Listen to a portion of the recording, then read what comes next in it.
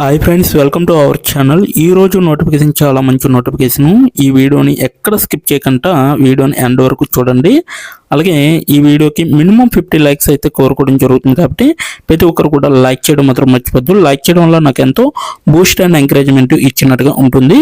So ప్రతి ఒక్కరు కూడా అప్లై చేయడానికి ట్రై చేయండి. అలాగే వెళ్తూ మన ఛానల్ని సబ్స్క్రైబ్ చేసుకోవడం మాత్రం మర్చిపోవద్దు.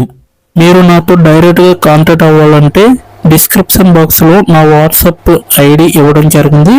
అక్కడి నుంచి నాకు డైరెక్ట్గా మెసేజ్ చేయొచ్చు, కనెక్ట్ అవ్వచ్చు. అలాగే నా టెలిగ్రామ్ ఛానల్ని ఫాలో అవ్వండి, ఇన్స్టాగ్రామ్ పేజీని కూడా ఫాలో అవ్వండి, అండ్ ఫేస్బుక్ పేజీని కూడా ఫాలో అయ్యి నన్ను ఎంతో సపోర్ట్ చేస్తారని నేను మనస్ఫూర్తిగా కోరుకుంటున్నాను.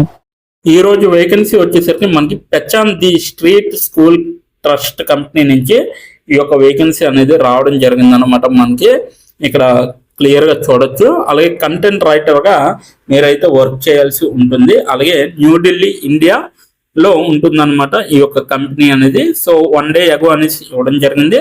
ఇప్పటి వరకు 42 అప్లికేషన్స్ అయితే వాళ్ళకి వెళ్ళడం జరిగింది అనమాట. సో రిమోట్ అనేసి ఇవ్వడం జరిగింది. మీరు ఇంటి దగ్గర ఉంటే వర్క్ చేసుకోవచ్చు అనేసి చెప్పడం జరిగింది. అది కూడా ఇంటర్న్షిప్గా మీరైతే వర్క్ అనేది చేయవచ్చు. సో ఎలా అప్లై చేయాలనేది కూడా వీడియో ఎండ్ వరకు చూస్తే మీకు అర్థమవుతుంది. కాబట్టి ఎండ్ వరకు చూడండి. ఎలా అప్లై చేయాలనేది కూడా క్లియర్గా నేనైతే చెప్పడం జరిగింది అనమాట ఇక్కడ. సో ఇక్కడైతే మనకి అబౌట్ ద జాబ్ అనేసి ఇవ్వడం జరిగింది. మీరైతే ఇక్కడ ఇంటర్న్షిప్ మోడ్గా మీరైతే రిమోట్ లెవెల్లో అంటే ఇంటి దగ్గర ఉండే మీరు ఇంటర్న్షిప్గా వర్క్ అనేది చేయడం జరుగుతుంది. సో స్టైఫండ్ ప్రొవైడ్ వచ్చేసరికి స్టైఫండ్ అనేది ఏమి ఉండదంటే శాలరీ బేస్డ్గా ఉంటుంది అనమాట ఇక్కడ. ఓకేనా, అదొకటి గుర్తుపెట్టుకోండి. అలాగే సమ్మరీ వచ్చేసరికి Pehchaan the street school is seeking a talented and creativity content writer internet who will play a crucial role in developing complying content that effectively communications our organisations mission. అలాగే ఇంటిటివ్స్ అండ్ ఇంపాక్ట్ అనేసి ఇవ్వడం జరిగింది. So ఇదైతే ఒక create చేయాలన్నమాట కంటెంట్ని. So content రైటర్గా అంటే మీరు మీ అంతలో మీరే మంచిగా క్రియేట్ చేసి రాసే విధంగా ఉండాలన్నమాట. క్రూషియల్ రోల్ అనమాట ఇది. అలాగే డెవలపింగ్ కంప్లైంట్ కంటెంట్ అంటే కంటెంట్ని కూడా మీరు డెవలప్ చేసి ఇంకా ఎఫెక్టివ్గా కమ్యూనికేట్స్ అయ్యి అలాగే ఆర్గనైజేషన్ మిషన్కి మీరు ఇంటెంటివ్స్ ఇస్తూ ఇంపాక్ట్ అనేది క్రియేట్ చేయాలి. ఓకేనా, అది మీ యొక్క బాధ్యత అన్నమాట ఇక్కడ.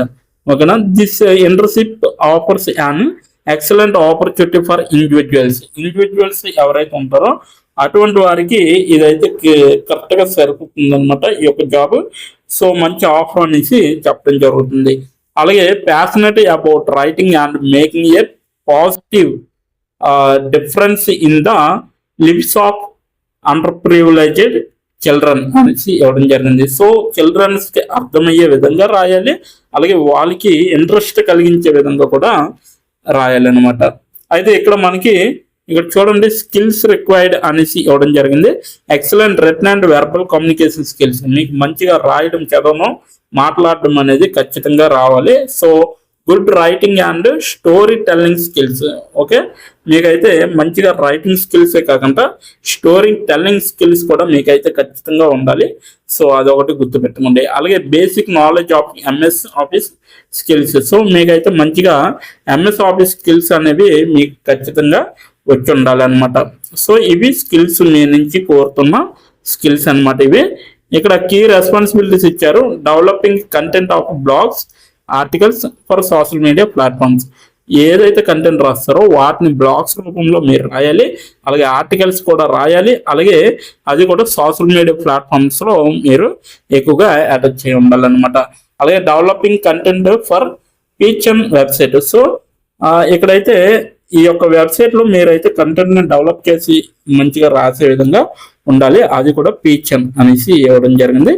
అలాగే ప్రిఫ్రీడింగ్ కంటెంట్ ఫర్ ఎర్రర్స్ అండ్ ఇన్కన్సిస్టెన్స్ అనేసి ఇవ్వడం జరిగింది. అలాగే editing and polishing existing content to improve readability అనేసి ఇవ్వడం జరిగింది. పర్క్స్ వచ్చేసరికి మనకైతే ఇంటర్న్షిప్ సర్టిఫికేట్ అనేది ఇవ్వడం జరుగుతుంది. Letter of recommendation on the basis of performance.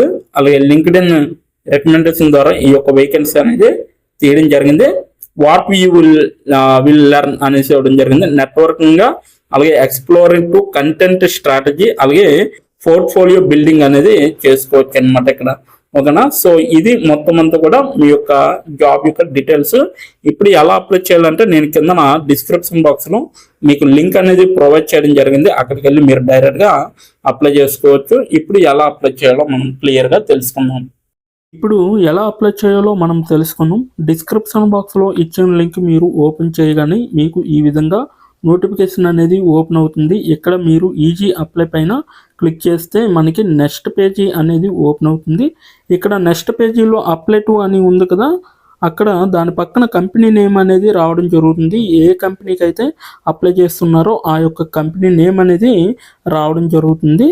దాని తర్వాత మీరు మీ యొక్క ఈమెయిల్ ఐడితో లింక్డ్ఇన్లో లాగిన్ అయ్యి ఉండాలి.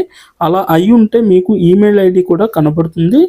ఫోన్ కంట్రీ కోడ్ అనేది కూడా కనబడుతుంది. అక్కడ మీ యొక్క ఫోన్ కంట్రీ కోడ్ని మీరు ఎంటర్ చేయాలి. మనది ఇండియా కాబట్టి +91 అని ఉంటుంది. మొబైల్ ఫోన్ నెంబర్ ఉంది కదా, అక్కడ కూడా మీ యొక్క పర్మనెంట్ మొబైల్ నెంబర్ అనేది ఇవ్వాలి. తర్వాత మీరు నెక్స్ట్ అనే ఆప్షన్ పైన క్లిక్ చేయాలి. నెక్స్ట్ పేజీకి తీసుకువెళ్తుంది. ఇక్కడ మీరు మీ యొక్క రెజ్యూమ్ అనేది అప్లోడ్ చేయాలి. డాక్యుమెంట్లో కానీ పీడిఎఫ్లో కానీ రెజ్యూమ్ని అప్లోడ్ చేయాలి. మినిమం రెజ్యూమ్ అనేది 2 MBలో ఉండాలి. అప్లోడ్ చేశాక నెక్స్ట్ అనే ఆప్షన్ పైన క్లిక్ చేయాలి.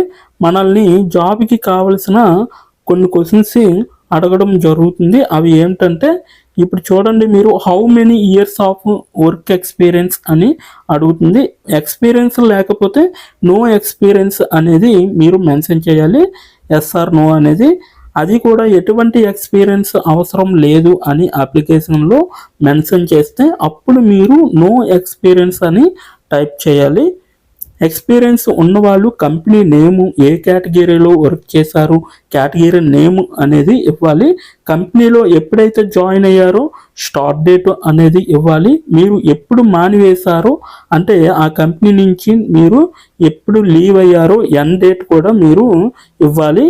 CTC total package of year అంటే మీకు పర్ ఇయర్కి ఎంత ప్యాకేజ్ వచ్చిందనేది కూడా మీరు మెన్షన్ చేయాలి. ఎక్స్పీరియన్స్ లేని వాళ్ళు కంపెనీ నేము, starting date, end date, CTC ఇవేమీ ఇవ్వక్కర్లేదన్నమాట. నెక్స్ట్ వన్ చూసుకుంటే what is your level of proficiency in English అంటే మీకు ఇంగ్లీష్లో ఎంత ప్రావీణ్యం ఉందో వీళ్ళైతే అడగడం జరుగుతుంది. ఎక్సలెంట్ అయితే ఎక్సలెంట్, గుడ్ అయితే గుడ్, యావరేజ్ అయితే యావరేజ్, బిలో యావరేజ్ అయితే బిలో యావరేజ్, ఇలా ఇచ్చిన పాయింట్స్లో ఏవో ఒక ఆప్షన్ని మీరు సెలెక్ట్ చేసుకొని మీరైతే అక్కడ మెన్షన్ చేయాలి. నెక్స్ట్ పాయింట్ చూసుకుంటే హౌ మచ్ శాలరీ ఎక్స్పెక్టేషన్స్, ఈ కంపెనీ నుంచి మీకు ఎంత శాలరీ కావాలనేది అడగడం జరుగుతుంది. అది కూడా మీరు మెన్షన్ చేయొచ్చు. నెక్స్ట్ పాయింట్ చూసుకుంటే how did you see this job అంటే మీరు ఈ జాబ్ని ఎక్కడి నుంచి చూసారో అని అడగడం జరిగింది.